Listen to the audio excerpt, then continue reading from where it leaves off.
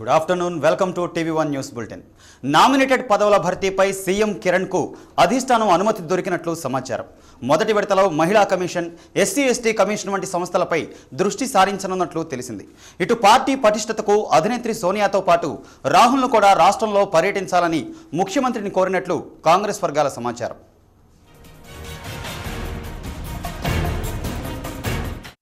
ముఖ్యమంత్రి కిరణ్ మంగళవారం ఉదయం హఠాత్తుగా ఢిల్లీ వెళ్లారు. ఎప్పటినుంచో పేరుకుపోయిన అనేక సమస్యలపై ఢిల్లీ పెద్దల సలహాలు తీసుకోవడానికి, అదేవిధంగా తెలంగాణ తదితర అంశాలపై సీఎం అభిప్రాయాలు తెలుసుకోవడానికి కిరణ్ను ఢిల్లీకి పిలిపించినట్లు సమాచారం. ఉదయమే హస్తిన చేరుకున్న కిరణ్ ముందుగా కాంగ్రెస్ ఏపీ ఇన్ఛార్జ్ గులాం నబీ ఆజాద్తో సమావేశమయ్యారు. ఆయనతో దాదాపు గంటసేపు చర్చలు జరిపారు. సాయంత్రం కాంగ్రెస్ అధినేత సోనియాతో 30 గంట పాటు సమావేశమయ్యారు. మధ్యలో యువనేత రాహుల్ గాంధీని కూడా కలుసుకున్నారు. ముగ్గురు ముఖ్య నేతలతో కిరణ్ జరిపిన సమావేశాల్లో రాష్ట్రానికి సంబంధించిన అన్ని వ్యవహారాలు చర్చకొచ్చినట్లు కాంగ్రెస్ వర్గాలు చెప్తున్నాయి. ఏళ్ల తరబడి నలుగుతున్న తెలంగాణ అంశంతో పాటు చాన్నాళ్లుగా పెండింగ్లో ఉన్న నామినేటెడ్ పదవుల పందేరం, రాష్ట్రంలో జరుగుతున్న రాజకీయ యాత్రలకు కౌంటర్గా కాంగ్రెస్ ఏం చేయాలన్న దానిపై ముఖ్యమంత్రి పార్టీ పెద్దలతో చర్చించారు.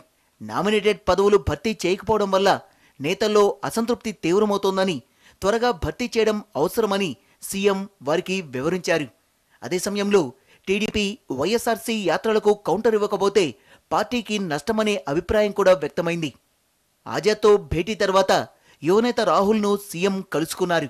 రాహుల్తో కూడా నామినేటెడ్ పదవులపై సీఎం చర్చించారు. ఈ పదవుల్లో యువకులకు ఎక్కువ అవకాశాలు ఇవ్వాలని రాహుల్ సీఎంకు విజ్ఞప్తి చేసినట్లు సమాచారం.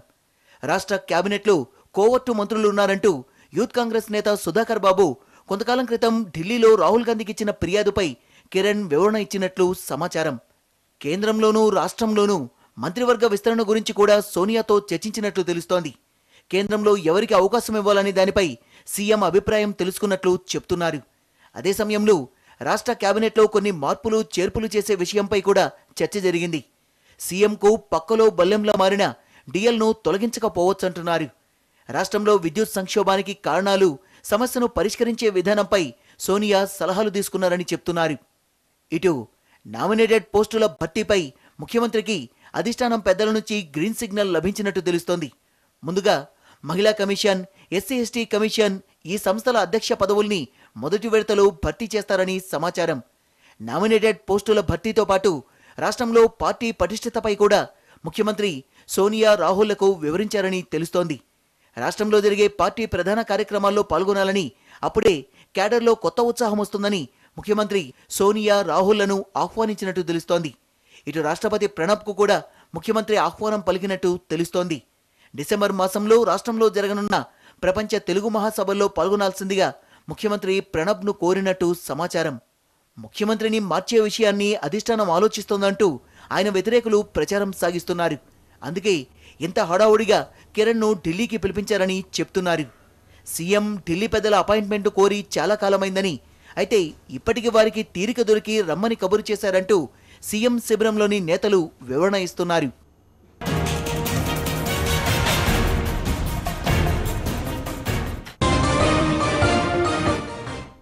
రాష్ట్రంలోని శక్తిపీఠాలలో శరన్నవరాత్రి ఉత్సవాలు అంగరంగ వైభవంగా జరుగుతున్నాయి. బెజవాడ కనకదుర్గమ్మ శ్రీ లలిత త్రిపుర సుందరి రూపంలో శ్రీశైలం భ్రమరాంబ బ్రహ్మచారిణిగా భక్తులకు దర్శనమిచ్చారు. వివిధ రూపాలలో కొలువుదీరిన అమ్మవార్లను భక్తులు దర్శించుకుని పునీతులవుతున్నారు. శరన్నవరాత్రుల వేళ విజయవాడలోని ఇంద్రకీలాద్రి పర్వతం కిటకిట్లాడుతోంది. ప్రతిరోజు వివిధ రూపాల్లో దర్శనమిస్తున్న కనకదుర్గమ్మను దర్శించుకునేందుకు భక్తులు తరలివస్తున్నారు. బుధవారం నాడు వేదమాత గాయత్రి రూపంలో దుర్గమ్మ భక్తులను కనువిందు చేసింది. వేద మంత్రోచ్చారణలు, మంగళనాదాలు, లలిత సహస్రనామ పారాయణాలతో ఆలయ ప్రాంగణం ప్రతిధ్వనించింది. చండీ సప్తశతి, లలితా సహస్రనామ పారాయణాలతో శ్రీచక్ర స్వరూపిణిని దర్శించుకుని భక్తులు మొక్కులు తీర్చుకున్నారు.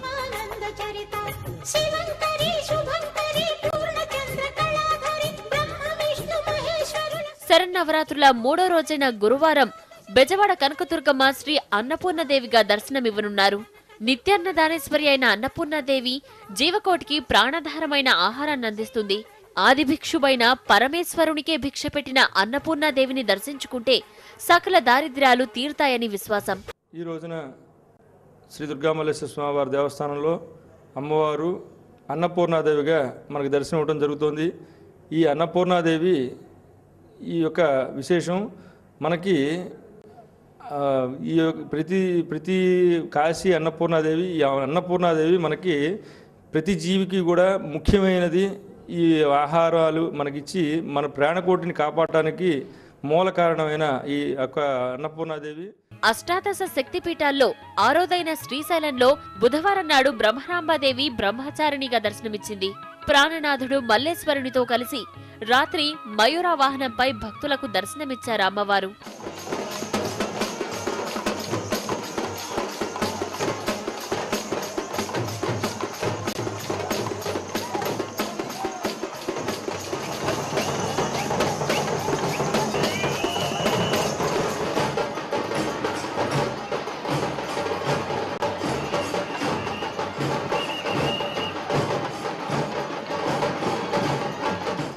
శ్రీశైలంలో బ్రహ్మరాంబాదేవి అమ్మవారికి విశేష హోమాలు, చండీ యాగాలు, సప్తశతి పారాయణాలతో కుంకుమ పూజలు, పంచామృత అభిషేకాలు నిర్వహించారు. అనంతరం సువర్ణాభరణాలు ధరించి సర్వాంగ సుందరంగా, నయన మనోహరంగా, కటి వరదాభయ హస్తాలతో భక్తులకు అమ్మవారు దర్శనమిచ్చారు.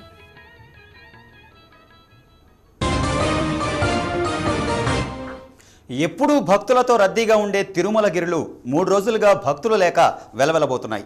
4 గంటల్లోనే ఉచిత దర్శనం అవుతుందంటే భక్తుల సంఖ్య ఎంత తగ్గిందో అర్థం అవుతుంది. టీటీడీ అధికారులు మాత్రం రేపటి వరకు రద్దీ పుంజుకుంటుందని ఆశాభావం వ్యక్తం చేశారు. దేవదేవుని దర్శనం కోసం దేశ విదేశాల నుంచి నిత్యం వేలాది మంది తిరుమలకొస్తుంటారు. సాధారణ దినాలలో 60 నుంచి 70 వేల మంది, శని ఆదివారాల్లో అయితే 70,000 నుంచి 1,00,000 మంది భక్తులు శ్రీవారిని దర్శించుకుంటారు. గత 5 ఏళ్లలో ఎన్నడూ లేని విధంగా స్వామివారిని దర్శించుకున్న భక్తుల సంఖ్య 43,941కి పడిపోయింది. ఇందులో 50 రూపాయలు చెల్లించి సుదర్శనం టోకెన్ల ద్వారా 3,387 మంది, 300 రూపాయలు చెల్లించి ప్రత్యేక ప్రవేశం ద్వారా 6,435 మంది, కాలిబాట ద్వారా 11,169 మంది, సుపదం మార్గం ద్వారా 4,503 మంది, ఉచిత దర్శనం ద్వారా 18,445 మంది భక్తులు శ్రీవారిని దర్శించుకున్నారు.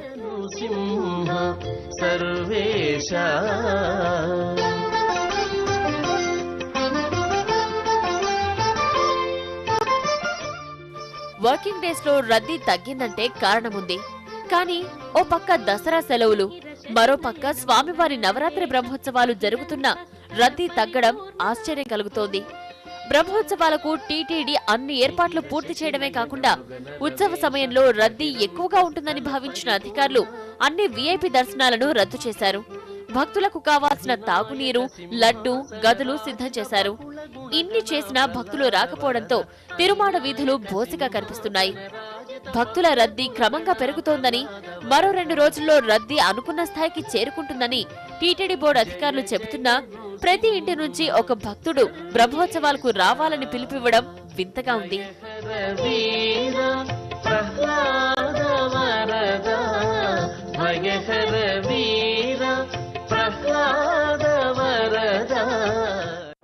ఇక్కడ బాగా రద్దీ ఉందని, ఇబ్బందులు పడతామని, గదులు దొరకవని, మంచినీళ్లు లేవని, లడ్డూలు దొరకవేమో అని ఇలాంటి అనుమానాలు మనకేమీ అక్కర్లేదు.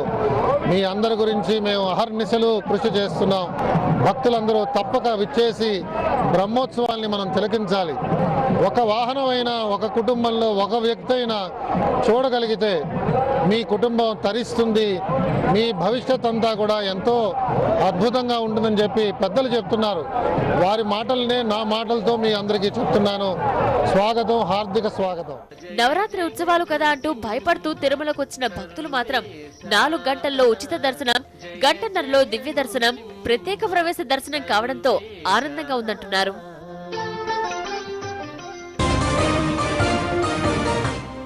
పర్యావరణం పరిరక్షణలో తాము భాగస్వాములమే అంటుంది యువత. జీవ వైవిధ్యానికి కృషి చేసేందుకు ప్రపంచంలోని యువతను ఒక నెట్వర్క్లోకి తీసుకొస్తామని చెబుతోంది. అందుకోసం ది గ్లోబల్ యూత్ బయోడైవర్సిటీ నెట్వర్క్ను ఏర్పాటు చేశారు. సదస్సులో తమ అభిప్రాయాలను తెలిపారు. హైదరాబాద్ వేదికగా జరుగుతున్న జీవ వైవిధ్య సదస్సులు తుది దశకు చేరుకున్నాయి. హైలెవెల్ సెగ్మెంట్ చర్చలు వాడివేడిగా జరుగుతున్నాయి. ఇదే సమయంలో జీవ వైవిధ్యంపై ప్రపంచ యువత కూడా తమ వాదనల్ని వినిపిస్తోంది.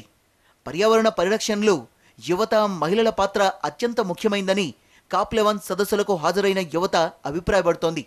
జీవ వైవిధ్య సదస్సు సందర్భంగా ప్రపంచంలోని యువతంతా ఒక చట్టం కిందకు వచ్చేందుకు ఓ ప్రత్యేక నెట్వర్క్ ఏర్పడింది. ది గ్లోబల్ యూత్ బయోడైవర్సిటీ పేరిట ఏర్పడ్డ ఈ నెట్వర్క్లో 26 దేశాలకు చెందిన 35 మంది సభ్యులు ఉన్నారు. వీరంతా పర్యావరణ పరిరక్షణలో తమ పాత్ర గురించి, తమకు ప్రభుత్వాల నుంచి కావాల్సిన సహకారం గురించి వాదనలు వినిపించారు. Last time వరకు youth was very dispersed and youth could not influence negotiations. But ఈసారి because Gibbon అనే గ్లోబల్ యూత్ బయోడైవర్సిటీ నెట్వర్క్ అని స్టార్ట్ అయినందుకు యూత్ అందరూ ఒక ప్లాట్ఫామ్ కింద వచ్చాం. అండ్ మేము టుగెదర్ వీ మేక్ ఇంటర్వెన్షన్స్, అంటే నెగోషియేషన్స్లో మేము కూడా మాకు యూత్గా మాకు ఇది కావాలి అని చెప్పేదానికి ఒక స్టేటస్కి వచ్చాము. I think I'm feeling great. It's been such an amazing opportunity. మేము ఒక అంశాన్ని బలంగా చెప్పాలనుకున్నాం. పర్యావరణ పరిరక్షణలో యువతతో పాటు మహిళలు కూడా ముందుకు రావాలని కోరుతున్నాం. ఆన్లైన్ నెట్వర్క్ను మరింత బలోపేతం చేస్తాం. పర్యావరణ పరిరక్షణకు మరింత కృషి చేస్తాం. నిర్ణయాలు తీసుకునే వారి ముందు ఇవే అంశాలను వినిపించాం. బయాలజీ, పబ్లిక్ రిలేషన్స్కు చెందిన విద్యార్థులు ఆన్లైన్ ద్వారా తమ నెట్వర్క్ను ఏర్పాటు చేసుకున్నారు. COP11 సదస్సుల్లో తమ వాణిని వినిపించినందుకు ఆనందంగా ఉందన్నారు. పర్యావరణ పరిరక్షణలో భాగస్వాములు కావడానికి యువతతో పాటు మహిళలు కూడా ముందుకు రావాల్సిన అవసరం ఉందని చెప్తున్నారు నెట్వర్క్ ప్రతినిధులు. భవిష్యత్తులో పర్యావరణ పరిరక్షణ చర్యల కోసం తమ నెట్వర్క్ను మరింత అభివృద్ధి చేస్తామని చెప్తున్నారు. చాలా మంది విద్యార్థులు, యువకులు, మహిళలు తమ తమ దేశాల్లో పర్యావరణ పరిరక్షణ కోసం పనిచేస్తున్నారు. వారి తరపునే కావలసిన సదుపాయాల కోసం ఈ సదస్సులో వాదనలు వినిపించాం. గ్రౌండ్ లెవెల్లో మరింత యాక్టివ్గా పనిచేయడానికి కృషి చేస్తాం. దేశాలు వేరైనా అందరూ భారతీయ సంప్రదాయ దుస్తుల్లో కనిపించి COP11 సదస్సులకు కొత్త అందాల్ని అద్దారు. విదేశీ ప్రతినిధులంతా ఒకే విధమైన దుస్తుల్ని ధరించి తాము ఒక్కటిగా కలిసికట్టుగా పనిచేస్తామని చెప్పకనే చెప్పారు. కేంద్ర మంత్రివర్గ విస్తరణకు కసరత్తు జోరుగా సాగుతోంది. ఆశావహుల జాబితా పెద్దగా ఉండడంతో అధిష్టానం ఆచితూచి వ్యవహరిస్తుంది. రాహుల్ గాంధీని ప్రభుత్వంలో చేర్చాలని కాంగ్రెస్ శ్రేణుల నుంచి ఒత్తిడి పెరుగుతుంది. రాష్ట్రం నుంచి చిరంజీవికి బెర్త్ కన్ఫర్మ్ అయిందని ప్రచారం జరుగుతోంది. కేంద్ర మంత్రివర్గ విస్తరణకు కాంగ్రెస్ అధినేత్రి సోనియా, ప్రధాని మన్మోహన్ కసరత్తు కొనసాగిస్తున్నారు. ఇప్పటికే పలు దఫాలు చర్చించిన పీఎం సోనియా జాబితాకు తుది మెరుగులు దిద్దే పనిలో పడ్డారు. భారీ సంఖ్యలో ఖాళీలుండటం, స్వపక్షంతో పాటు అటు భాగస్వామ్య పక్షాల నుంచి ఒత్తిళ్లు పెరగడంతో ఆచితూచి వ్యవహరిస్తున్నారు. కాంగ్రెస్ యువనేత రాహుల్కు ప్రభుత్వంలో కీలక బాధ్యతలు కట్టబెట్టాలన్న ఆలోచనతో ఆ దిశగానూ సన్నాహాలు చేస్తున్నారు.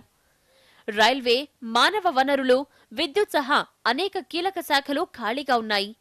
వాటిల్లో ముఖ్యమైన శాఖను రాహుల్కు అప్పగించాలని కాంగ్రెస్ నుంచి ఒత్తిడి పెరుగుతోంది. అటు సొంత పార్టీకి చెందిన సీనియర్లు, యువనేతల విషయంలో సమతుల్యం పాటించాల్సి ఉంది. మరోవైపు డీఎంకే, ఎన్సీపీ డిమాండ్లను నెరవేర్చాల్సి ఉంది. దీంతో సమగ్రంగా కసరత్తు జరిపేందుకు మరికొంత సమయం పడుతుందని కాంగ్రెస్ వర్గాలంటున్నాయి. ఆంధ్రప్రదేశ్ నుంచి కూడా కేంద్ర మంత్రి పదవుల కోసం ఒత్తిడి పెరుగుతోంది. దాదాపు 45 మంది లోక్సభ, రాజ్యసభ ఎంపీలున్న ఏపీకి తగిన ప్రాధాన్యత లభించట్లేదని ఎంపీలు ఆవేదన చెందుతున్నారు. తెలంగాణకు ఒకే పదవి ఇవ్వడం, రాయలసీమ నుంచి ఎవ్వరికీ ప్రాతినిధ్యం కల్పించకపోవడం పైన అసహనం వ్యక్తం చేస్తున్నారు.